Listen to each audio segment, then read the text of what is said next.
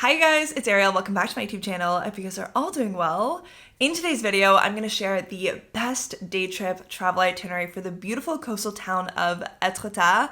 I've been to Étretat twice, and my second time was significantly better than my first, just because I'd found better activities, better restaurants, better hiking trails, better beaches.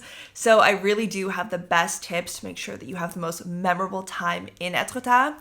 I will say that my first trip was a true day trip, meaning that I left Paris, arrived in Étretat, and returned back to Paris on the same day. On a good day, the drive is about 2 to 2.5 hours from Paris to Étretat, so it's largely doable as a day trip. The second time around though, Jean and I went on a holiday, and so our drive went from 2 hours to 8 hours. And so we arrived in Étretat fairly late in the afternoon. So we ended up staying over in the evening and leaving the next day in the afternoon. It was still a 24-hour trip, just spread across 2 days. So that's the itinerary I'm going to share with you guys, but feel free to pick and choose based on when you'll be traveling to Étretat, the times and the dates and all that.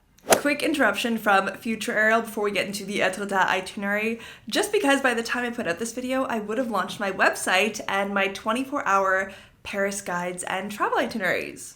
Here's what they look like printed out. Just as a reminder, when you do purchase them on my website, you'll be emailed a link to download the PDF version, but I did just want to print them out to show you guys how pretty they are, but also how long they are. These kind of double as an itinerary, but also sort of a guide to Paris. And we have the Welcome to Paris itinerary, which is for your first or your second time in Paris, which will help you familiarize yourself with the city of Paris, discover the city of Paris. And then we have the Welcome Back to Paris itinerary, which is more for your third, fourth, fifth time in Paris. And this itinerary will help you discover areas that are a little bit off the beaten path in the same way that a local would. When I was making this itinerary specifically, I really thought to myself, what is my perfect day in Paris? And I tried to recreate that in my itineraries. They are really long. Like, each itinerary is about 20 pages, and they all follow the same layout. So you start with a breakfast location, then a morning activity, then 2 lunch spots. I have a picnic option as well as a sit-down option in case you're doing this itinerary on a day when it rains. That way you have somewhere to sit that's not wet. Then you have an afternoon activity, you have an afternoon snack, a dinner location, and then an evening activity. So they really are jam-packed itineraries, and they're designed in a way to be walkable, meaning that once you get to the starting location, the entire itinerary can be done on foot. That way you don't have to worry about wasting time or money in the metro or in Ubers. And the itineraries themselves are not actually 20 pages long. I'll show you guys the table of contents really quick. But the itinerary is probably about 6 to 7 pages.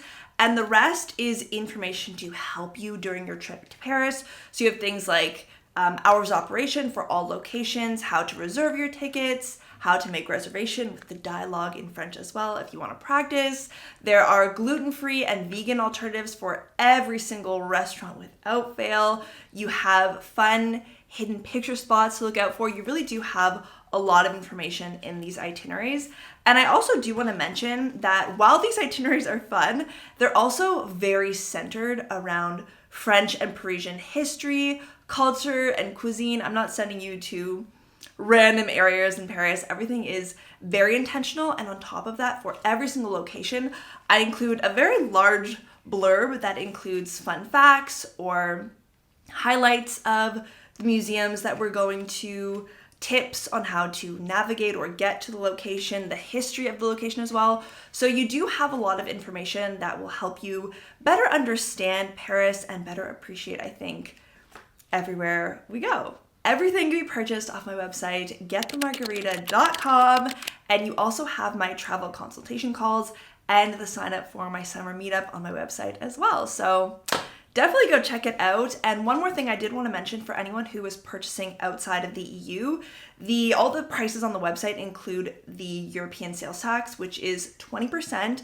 And so if you are purchasing outside of the EU in Canada or in the US, for example, once you get to the checkout and you input your billing address, then that 20% tax will be removed. So don't be shocked when the price drops at the checkout. But yeah, I hope you guys enjoy what I've created for you, and I really hope these itineraries help you have not just a really fun, but also an easy and enjoyable experience in Paris. Now, if you've never heard of Étretat before, it's a coastal town located in northern France in Normandy. It's a town that's known for its very beautiful cliffs with natural arches, pebble beaches, seaside hikes, and a very vibrant natural landscape. It's easiest to access from Paris via car. Jean and I don't have a car, so we rented one specifically for this trip. That being said, you can also take the train to the station Bréauté-Beuzeville, where the shuttle bus number 504 will take you into Étretat. The shuttle bus does not come very often though. Definitely check the schedule in advance. So if you've missed the bus, you can always take a taxi into Étretat, which takes about 30 minutes. Now, before you head out to Étretat, there are 4 essentials you need to pack. Number 1 is a blanket or a towel for picnicking either on the dewy grass or the pebble beaches. Number 2 are comfortable walking shoes. You don't need to bring hiking shoes. Jean and I did fine with just basic running shoes, but you do have to wear something where you feel comfortable and stable walking in. The terrain in Étretat is very hilly. It's a lot of up and downs, and you don't want to find yourself slipping and hurting yourself. So definitely wear a pair of shoes that you feel very comfortable walking in for a long period of time and very stable in as well. Number 3, you want to bring water shoes just because all of the beaches are pebble beaches. So if you want to enjoy walking the beach or going into the water, then the water shoes will definitely make your experience much better. And number 4, you want to bring a refillable water bottle just because along any of the hikes on any of the beaches, there are no water refill stations. So you want to make sure you stay hydrated. Now let's get into my itinerary and my recommendations. So Jean and I hit the road at about 10 a.m. and drove 8 hours, arriving in Étretat around 6 p.m. Again, this was due to the holiday traffic. If you do this day trip on a regular day, then the drive should take you a maximum of 2 hours and 30 minutes. Now, during both of my trips to Étretat, there was one thing that shocked me as we turned down the main road that takes you into the city center of Étretat, and this was the lineup of cars parked along this main road. The cars are parked kilometers and kilometers away from the city. It's almost unfathomable that people can park so far and walk kilometers to get to the city center.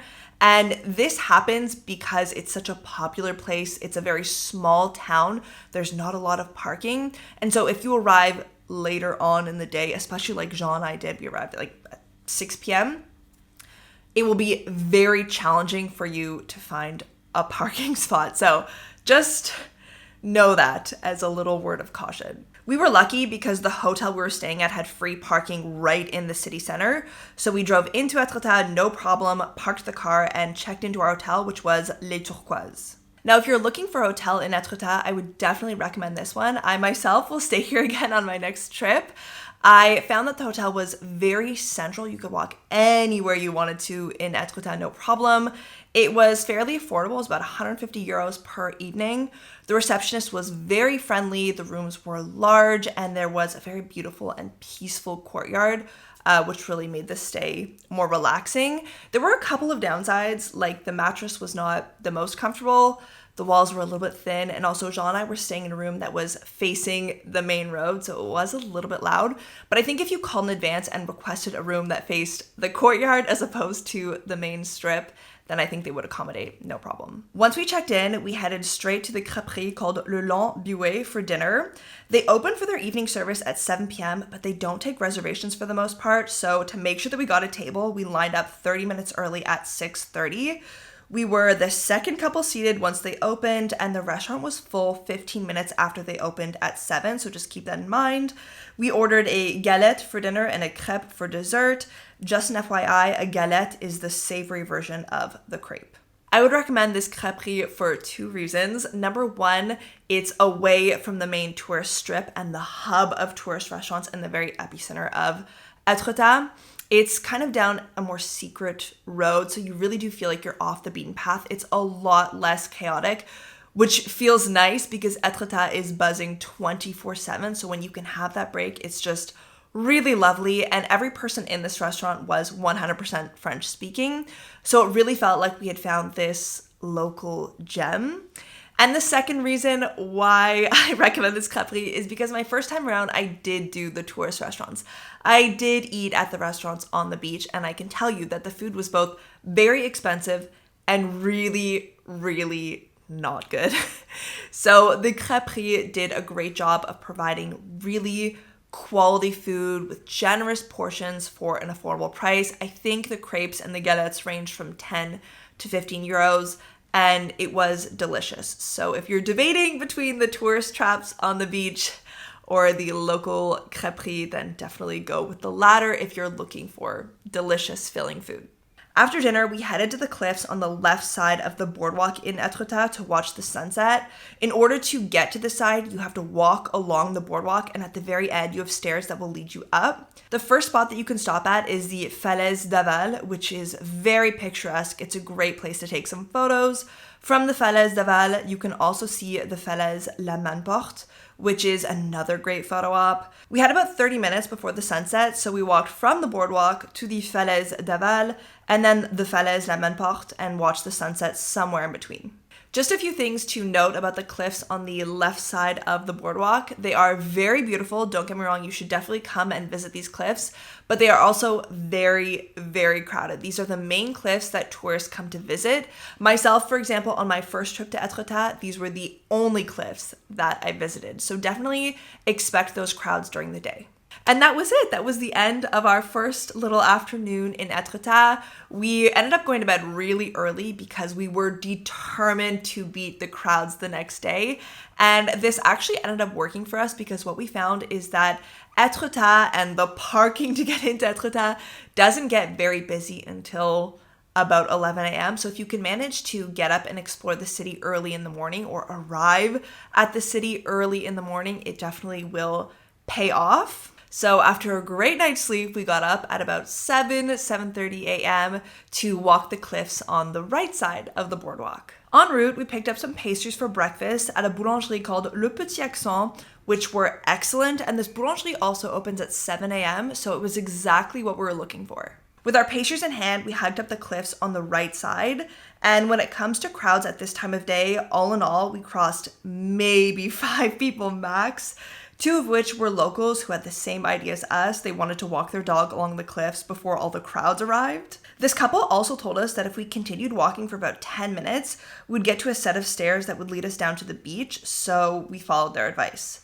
To show you on a map, once you climb up from the boardwalk, this is your first viewpoint. If you continue walking, you'll pass a small pasture of cattle and get to this small area that sort of juts out, which is a great place to sit and enjoy your breakfast with a great view. Although, like I said, I would recommend bringing a towel or a blanket because the grass is quite dewy in the morning. Right beside this picnic spot, you have a set of concrete stairs, which you can then take down to get to the beach, which is a really fun place to explore. In my opinion, the cliffs on the right side of the boardwalk are a lot more beautiful and interesting than the cliffs on the left side. I could not believe that on my first trip, I didn't even bother walking up to this side. So definitely make sure that when you visit Étretat, you don't leave out the cliffs on the right side. Once we were done with our morning hike, we walked over to the gardens of Étretat. It makes the most sense to do it this way because the gardens are at the top of the cliffs on the right side. So if you've already hiked up to explore these cliffs, you may as well integrate the gardens into your adventure at the same time. I will say that the trek up was a little bit daunting. It's not the easiest walk that I've ever done. So I understand how it'd be challenging for families with kids or people who are a little bit less mobile. So that being said, just know that there is a train called Le Petit Train d'Étretat, which takes off from the center of Étretat and drives you up to the gardens of Étretat. It's probably a 5-minute drive and it costs €8. So if you can walk up, I probably would opt for that as opposed to paying a very expensive fee for a very short ride. Now, when it comes to the gardens, Jean and I were very skeptical because it's kind of pricey. It's €13 per person to visit, but I can say that it really was worth every penny because the garden is more of an open air art exhibit than just a garden.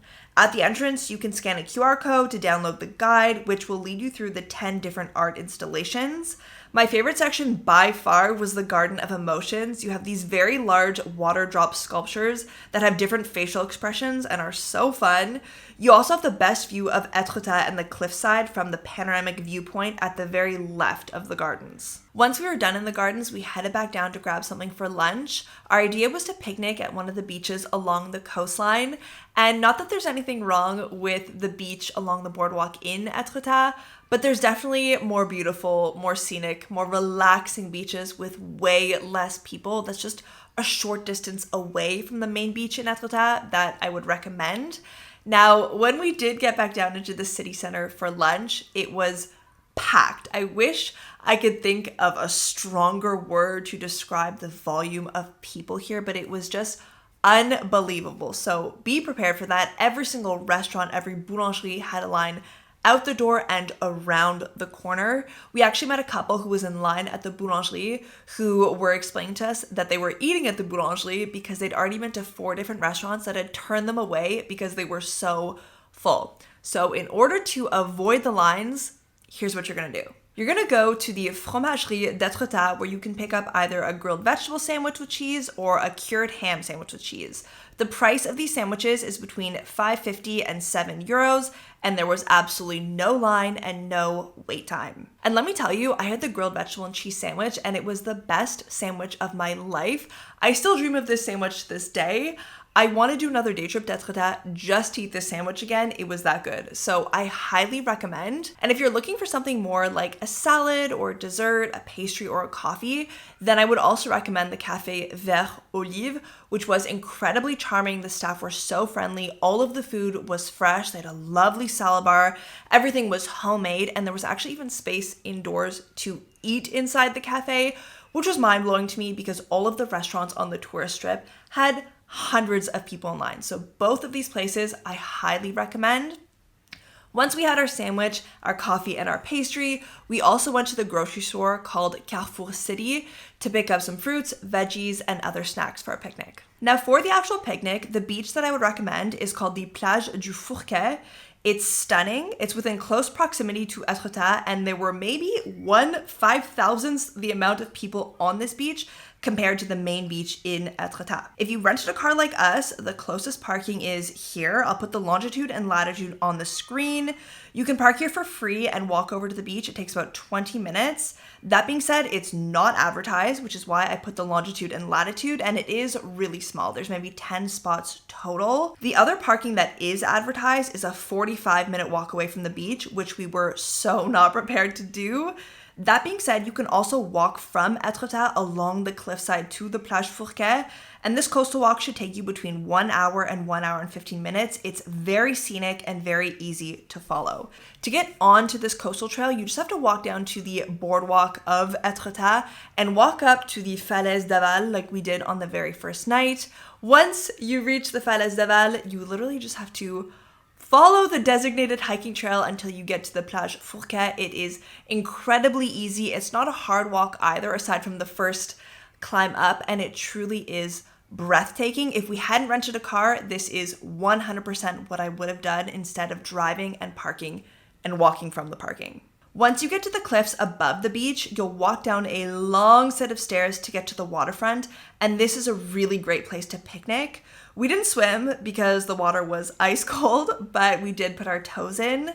After a few hours at the beach, we called it a day, walked back to our car, and drove back home to Paris.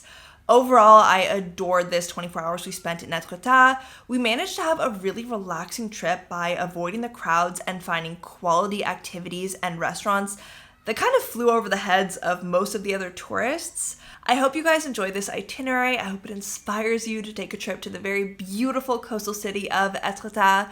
If you have any questions for me, leave them down below in the comments. Thank you so much for watching, and I'll see you guys in the next one.